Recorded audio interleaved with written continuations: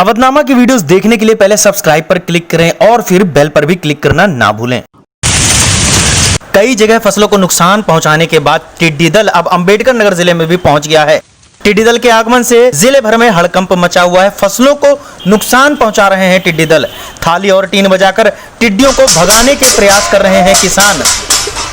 महारुआ और बीटी क्षेत्र में टिड्डी दल ने कर रखा है आक्रमण। अन्य किसानों के माथे पर चिंता की लकीरें।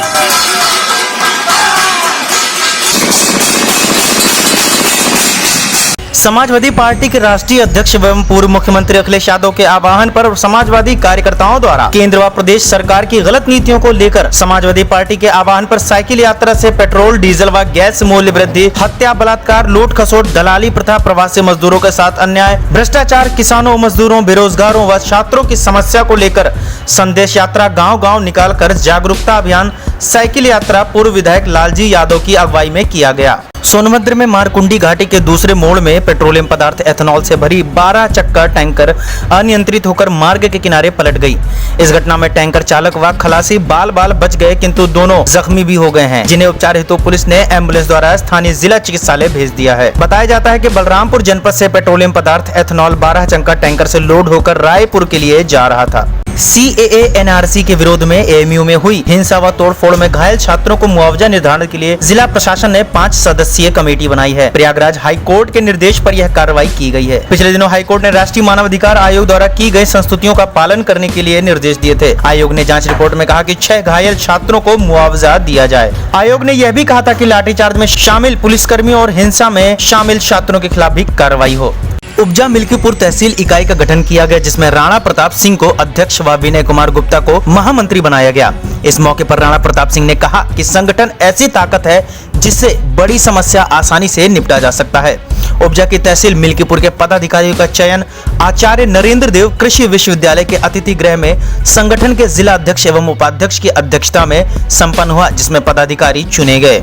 आजमगढ़ जिले के एक छात्र ने प्रदेश की टॉपर सूची में स्थान प्राप्त कर जिले का मान बढ़ाया है। आजमगढ़ जिले के बूढ़नपुर तहसील स्थित रामरूप मेमोरियल इंटर कॉलेज के हाई स्कूल के छात्र ऋषभ सिंह पुत्र राजेश सिंह ने 94.50% अंक प्राप्त किए हैं। प्रदेश टॉपर सूची में उसने 6ठा स्थान प्राप्त किया है। ऋषभ ने अपनी सफलता का श्रेय गुरुजनों परिजनों को दिया है। विशिष्ट मंडी बांदा में इन दिनों किसानों के ऊपर दोहरी मार पड़ रही है। एक और बारिश मुसीबत बनी है, दूसरी ओर से विशिष्ट मंडी के प्रभारी चौरिया जी किसानों को 4 दिन से रोके हुए हैं। 4 दिनों से कई किसान चना बेचने के लिए मंडी में पड़े हुए हैं, परंतु इनका नंबर ही नहीं आ रहा है। वहीं प्रति क्विंटल 250 रुपए अतिरिक्त सुविधा शुल्क देने वालों का चना खरीदने का आरोप भी मंडी प्रभारी पर किसानों द्वारा लगाया जा रहा है। क्या नाम है आपका? अरविंद जी। अरविंद जी, आप कब से यहाँ? चौथा दिन है आज।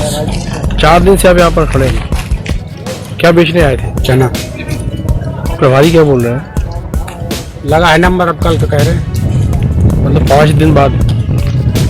कोई भूखा ना सोए, इसी संकल्प को लेकर कोरोना संक्रमण के दौरान बीते 24 मार्च से देवबंद में आरंभ हुई मां अन्नपूर्णा रसोई की संचालिका ने इसे 108 दिनों तक चलाने का संकल्प लिया है। भाजपा महिला मोर्चा की देवबंद देहात मंडल अध्यक्षा रेखा शर्मा ने बताया कि पीएम नरेंद्र मोदी के आह्वान पर उन्होंने रसोई आरंभ की थी। इस दौरान उन्होंने अपने आसपास बेसहारा और मजबूर परिवारों की मदद को महारसोई पिछले 96 दिनों से चला रही हैं।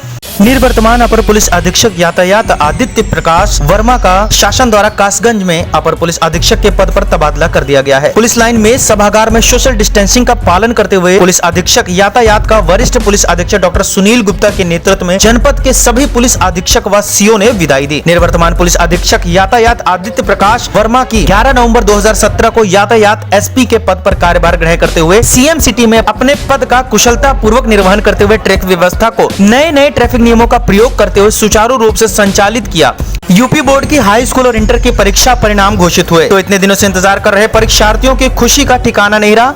यूपी बोर्ड की हाई स्कूल की परीक्षा में जहां अनुभव इंटर कॉलेज मुरलीपुर के शोभित कुमार ने कानपुर टॉप किया है, यूपी की टॉप 10 सूची में वे 4थे स्थान पर हैं। वहीं इंटर की परीक्षा में शिवाजी इंटर कॉलेज अर्रा की मधु यादव जिले की टॉपर बनी है। परीक्षा परिणाम आते ही टॉपर्स की खुशी का ठिकाना नहीं रहा। अनलॉक के दौरान कोरोना संक्रमण जिस प्रकार तेजी से फैल रहा है, उसे लेकर शासन प्रशासन के साथ स्वास्थ्य विभाग खासा चिंतित है, परंतु यदि कोई चिंतित नहीं है तो वो है जनता, क्योंकि जिला प्रशासन द्वारा व्यापारियों की मांग के चलते शर्तों के साथ बाजारों को खोल तो दिया गया, परंतु व्यापारियों के साथ ग्राहक भी सभी निर्देशों को भूल गए तथा बाजारों में सोशल डिस्टेंसिंग का पालन कहीं नहीं दिख रहा है। मास्क पहनना भी लोग जरूरी नहीं समझ रहे हैं, जिसके कारण से ही महानगर में कोरोना के मामलों में तेजी से इजाफा हो रहा है। पुलिस प्रशासन द्वारा जनता को इन नियमों का पालन कराने के उद्देश्य से बड़ी संख्या में चालान भी काटे जा रहे हैं तथा मुकदमे भी कायम किए जा रहे हैं, परंतु जनता है कि हम नहीं सुधरेंगे वाली कहावत चरितार्थ कर रही है।